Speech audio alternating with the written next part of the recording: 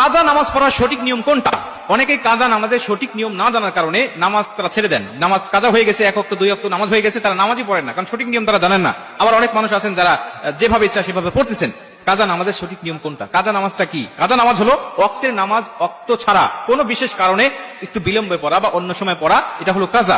এই কাজা নামাজ আপনার যে কোনো কারণে হতে পারে, যেমন কারণবশত কারণে, আপনার ঘুমের কারণে বা ভুলের কারণে বা যে কোনো একটি কারণে আপনি নামাজটা ওয়াক্ত মতো পড়তে পারেন নাই।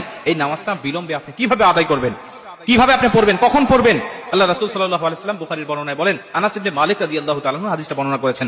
তিনি বলেন, আল্লাহ রাসূল সাল্লাল্লাহু আলাইহি ওয়াসাল্লাম বলেছেন, তুমি যদি ঘুমের কারণে বা কোনো ভুলের কারণে নামাজ ওয়াক্ত অনুযায়ী না পড়তে পারো, যখনই তোমার স্মরণ হবে তখনই তুমি নামাজটা আদায় করে নেবে।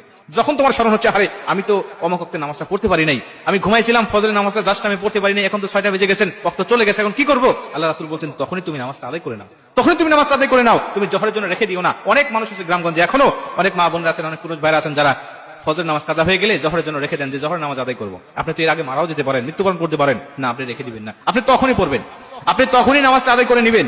আল্লাহ পাকের কাছে অনুতপ্ত হবেন, যে আল্লাহ আমি জাস্ট আমি নামাজটা পড়তে পারি নাই, তুমি আমার নামাজটা কবুল করে নাও। অনুতপ্ত হয়ে যখন আপনি তখন নামাজটা আদায় করে নেবেন, আল্লাহ পাক তখন সঙ্গে সঙ্গে আপনার নামাজটা কবুল করে নেবে। মুসলমান ভাইরা আমার, খুব মনোযোগ দিয়ে কথাগুলো শুনে নিবেন। কাজা নামাজটা কিভাবে আপনি আদায় করবেন, কোন সূরা দিয়ে আপনি আদায় করবেন, এর কোনো বিশেষ কোনো নিয়ম নাই। ওয়াক্তের নামাজ ওয়াক্তে যেভাবে আপনি আদায় করতেন, পরবর্তীতে বিলম্বে আদায় করলেও ঠিক সেইভাবে আপনি আদায় করবেন। আলাদা কোনো সূরা কিরাত নামাজের মধ্যে পড়তে হবে বিষয়টা কিন্তু এমন কোনো কিছু নয়, বা আলাদা কোনো নিয়ত বিষয়টা এমনও নয়। কিন্তু আপনি যে বিলম্বে পড়তেছেন এই নিয়তটা আপনার মধ্যে থাকতে হবে, আপনি কাজা পড়তেছেন এই নিয়তটা আপনার থাকতে হবে। আপনি জাস্ট টাইমে পড়তে পারেন নাই, এর একটা অনুতপ্ত আপনার ভিতরে কাজ করতে হবে। আল্লাহ পাকের কাছে একটি অনুতপ্ত আপনি দেখাবেন, যে মালিক, আমার উপরে যেই ওয়াক্তে নামাজটা ফরজ ছিল ওই ওয়াক্তে আমি পড়তে পারি নাই, বিলম্বে পড়তেছি, আল্লাহ তুমি আমার উপরে রাগান্বিত হইও না, আয় আমার মালিক তুমি আমাকে ক্ষমা করে দাও। এই অনুভূতিটা ভিতরে নিয়ে আপনি কাজা নামাজটা আপনি আদায় করবেন।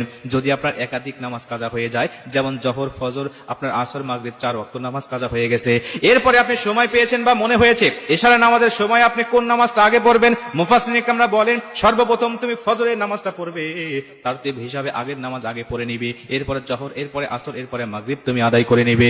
কথার কথা, আপনি ফজরের নামাজটা পড়তে পারেন নাই, আসর পারেন নাই, জোহর পারেন নাই, মাগরিব পারেন নাই, ইশার সময় মনে হয়েছে মসজিদে চলে গিয়েছেন, গিয়ে দেখতেছেন ইমাম সাহেব ইশারের নামাজ শুরু করে দিয়েছে, তখন আপনি কোন নামাজটা আদায় করবেন? তখন আপনি ইশারের নামাজটা আগে আদায় করে নেবেন জামাতের সাথে, এরপরে আপনি সিরিয়াল মেইনটেইন করে নামাজগুলো আদায় করে নেবেন। মুসলমান বন্ধু আমার, আবার অনেক মানুষ আছে যারা জীবনে অনেক ওয়াক্ত নামাজ কাজা করে ফেলেছি। অনেক মানুষ আছেন 1 বছর 2 বছর 5 বছর নামাজ পড়েন নাই, কত ওয়াক্ত কাজা হয়েছে এর কোনো হিসাব নাই। তখন আপনি কিভাবে নামাজটা আদায় করবেন? মুফাসসিরিন ইকরামরা বলেন, তখন তুমি তোমার এই কাজা নামাজের জন্য আল্লাহ পাকের কাছে এতটাই অনুতপ্ত হয়ে তওবা করবা, আল্লাহ তুমি আমার জীবন